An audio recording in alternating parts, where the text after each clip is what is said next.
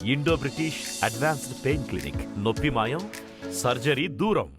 ప్రీతిరెడ్డి గారు, ఈ మహిళా సాధికారత మీద ఎక్కువ ఫైట్ చేయడం చాలా కష్టం. అండ్ దట్టు మీలాంటి పెద్దింటి ఉమెన్స్.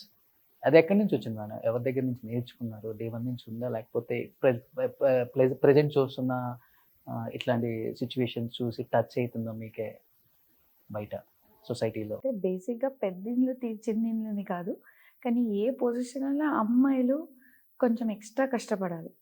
ఎందుకంటే ఇట్స్ మేల్ డామినేటెడ్ సొసైటీ అంటారు కదా.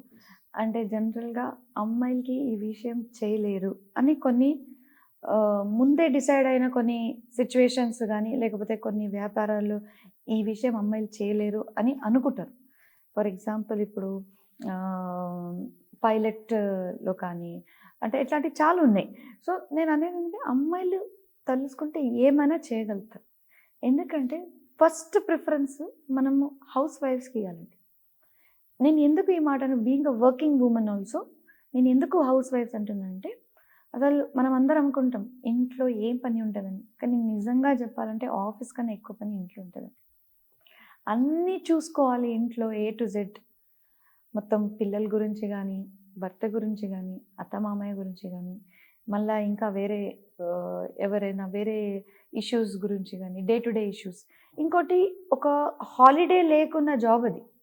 It's a 365 days 24/7 job is a house wife. So with due respect to house wife, I feel that women being house wife should respected and should be understood. రెండవది విషయం ఏంటంటే, పని చేసేటోళ్ళు అమ్మాయిలు, అంటే బయటికి పోయి జాబ్ చేసేటోళ్ళు అమ్మాయిలకి ఏంటంటే, వాళ్ళు ఇంట్లో అంతా మేనేజ్ చేసుకొని బయటికి వెళ్ళాలి. బయటికి వెళ్ళి వాళ్ళు అక్కడ వాళ్ళ జాబ్లో ఏం రూల్ ఉందో అది చేయాలి. మళ్ళీ వాళ్ళకి దాంట్లో ఛాలెంజెస్ ఉంటాయి, మళ్ళీ కొన్ని డిస్క్రిమినేషన్స్ ఉంటాయి. అంటే ఆఫీస్లో అబ్బాయిలతో ఒకలాగా బిహేవ్ చేయడం కానీ, అమ్మాయిలతో బిహేవ్ చేయడం కానీ అలా జరుగుతుంటుంది. సో దానికి కూడా మనం ఫేస్ చేస్తూ మళ్ళీ ఇంటికి వచ్చి మళ్ళీ ఫ్రెషన్ అప్ అయ్యి మళ్ళీ ఇంట్లో పని ఏదేది మిగిలిందో అది చూసుకుంటూ again going back to bed thinking that next day I have to be prepared. Next day కోసం మనం రెడీగా ఉంటూ అది మనం ప్లాన్ చేస్తాం. అండ్ రెడీగా ఉండడం అది కూడా ఓన్లీ మన కోసమే కాదు, మన పిల్లల కోసం కూడా, లేకపోతే భర్త కూడా, అందరి కోసం మనం నెక్స్ట్ డే కోసం ప్లాన్ చేసుకోవాలి. సో మల్టీ టాస్కర్, ఒక ఉమెన్ అంటే మల్టీ టాస్కర్, ఏమైనా చేయగలుగుతారు. సో అమ్మాయిలకి ఇది నాకు ఒక ఇచ్చే సలహాలు ఏంటంటే, మీరు ఫస్ట్ అంటే మీ హెల్త్ గురించి మీరు ఆలోచించాలి. ఎందుకంటే మనకు చాలా పనులు ఉన్నాయి ఇంట్లో కానీ బయట కానీ, ఛాలెంజెస్, హార్మోనల్ చేంజెస్ అనుకోండి, ఇవి అన్నీ దానికి మనం ఫేస్ చేయాలంటే ఖచ్చితంగా మనం ఫస్ట్ స్ట్రాంగ్ ఉండాలి. సో స్ట్రాంగ్ ఉండాలంటే మనం యోగా కానీ, లేకపోతే ఏదైనా ఎక్సర్సైజ్, వాకింగ్ అనుకోండి, యోగా అనుకోండి, మీరు జిమ్ పక్కన ఉంటే జిమ్కి వెళ్ళండి, లేకపోతే ఇంట్లో స్కిప్పింగ్ చేసుకోండి. మీ ఇష్టం ఉండే మీ కంఫర్టబుల్ టైమింగ్ బట్టి 1 hour మీరు మీ ఎక్సర్సైజ్ కోసం, మీ ఫిజికల్ ఎక్సర్సైజ్ కోసం కేటాయించండి.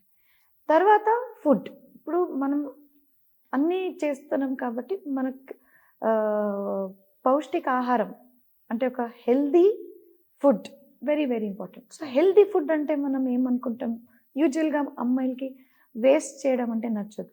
నేను అబ్జర్వ్ చేసిన, ఏదైనా ఫ్రిడ్జ్లో మిగిలిన ఉంటే జనరల్గా మనం ఎట్లా అనుకుంటామంటే, వేడి వేడి అన్నం పిల్లలకి తినిపించడం కానీ, భర్తకు పెట్టడం కానీ అలా ఆలోచిస్తాం. మన కోసం మనం ఓకే నిన్నటిది అన్నం ఉంది, లేకపోతే పొద్దున మిగిలింది తినడం, అట్లాంటి మనం అనుకుంటాం వేస్ట్ కాకూడదని. అట్లాంటి అనుకునే బదులు మనం కూడా ఫ్రెష్ తినాలి. ఫ్రెషే కాదు, కరెక్ట్గా తినాలి. ఇప్పుడు మన ఇండియన్ కల్చర్లో రైస్ చాలా డామినేట్ ఉంటుంది. మనం దీంట్లో ప్లేట్లో మ్యాక్సిమం మనం తినేది రైస్. సో రైస్ కొంచెం తీసుకొని ప్రోటీన్ డైట్ మీద ఎక్కువ కాన్సన్ట్రేట్ చేయాలని నా సలహా. ఎలా, ఇప్పుడు మనం ప్రోటీన్ అంటే మనం ఏదో చాలా ఎక్స్పెన్సివ్ ఉంటుంది, ప్రోటీన్ అంటే ఏదో అది ఏమంటారు లగ్జరీ డైట్, అలా కాదు. రోజు మనం తినే కూరగాయలు, నాన్ వెజిటేరియన్స్కి egg is the standard example of protein. లేకపోతే ఒక గ్లాస్ మిల్క్, వెజిటేరియన్స్కి ఒక గ్లాస్ మిల్క్ తాగడం కానీ, పనీర్ తినడం కానీ, టోఫు తినడం కానీ. Fat, protein, carbohydrates very very important. మీరు అవే ఫాలో అవుతారా? నేను ఫాలో అవుతున్నా కాబట్టి చెప్తున్నాను. సో నేను ఒక 3 years back I use to not concentrate on my health. పని మీదనే ఉండే చాలా టైం. అప్పుడు మెడికల్ కాలేజెస్ రీసెంట్గా మనం స్టార్ట్ చేసినాం కాబట్టి మ్యాక్సిమం టైం పనిలో ఆ స్ట్రెస్ లెవెల్స్ ఉంటుండే. బట్ స్లోలీ ఐ రియలైజ్డ్ రీసెంట్గా మా యోగా అంటే ఒక త్రీ ఇయర్స్ బ్యాక్ నేను ఒక మంచి యోగా టీచర్ షర్మిల మేడం అని ఉంటారు, తనకు కలిస్తే షీ యాక్చువల్లీ టోల్డ్ మీ ఎలా ఉంటుంది ఒక అమ్మాయి లైఫ్కి. మనం ఈ ఏజ్ నుంచి వచ్చే 20 సంవత్సరాలు వచ్చే 30 సంవత్సరాలు ఇలానే ఉండాలి, ఇలానే స్ట్రాంగ్ ఉండాలి, ఇలానే యాక్టివ్ ఉండాలంటే ఇది ఫాలో కావాలి నువ్వు అని చెప్పి నాకు వాళ్ళు షీ స్టార్టెడ్ సలహా ఇచ్చింది. సో అదే దాని మీద I started following her.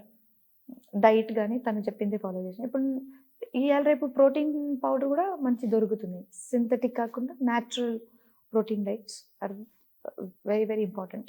1 glass of protein enough for the whole day.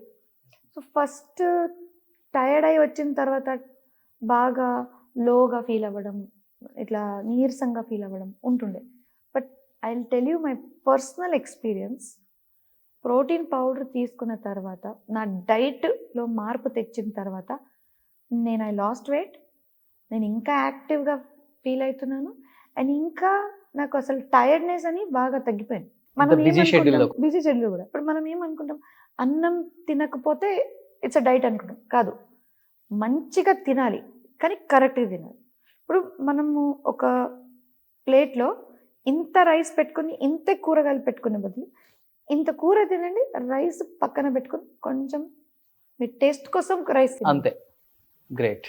And not the vice versa sir, opposite ఉండకూడదు.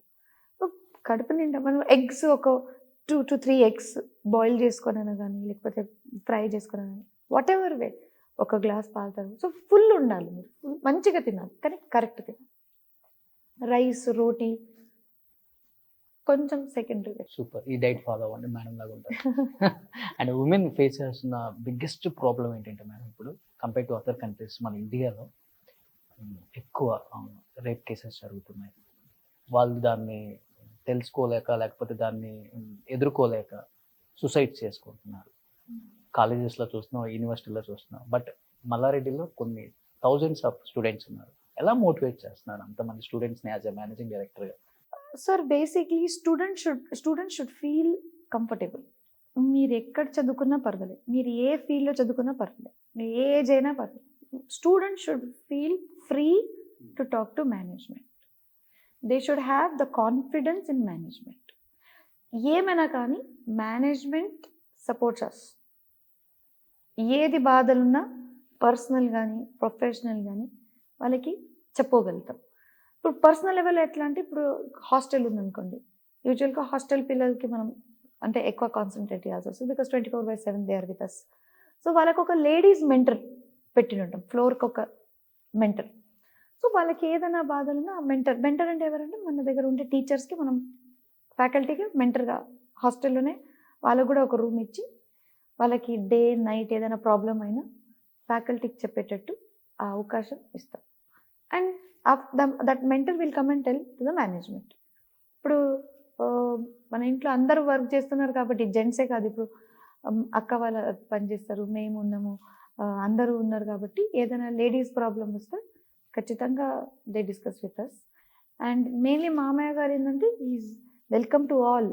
ఆయన ఎప్పుడు క్లోజ్ డోర్ మీటింగ్ అని ఇప్పటివరకు లేదు. సో ఎనీవన్, ఒక ప్యూన్ నుంచి ఒక డీన్ వరకు ఎవరైనా is welcome to his room.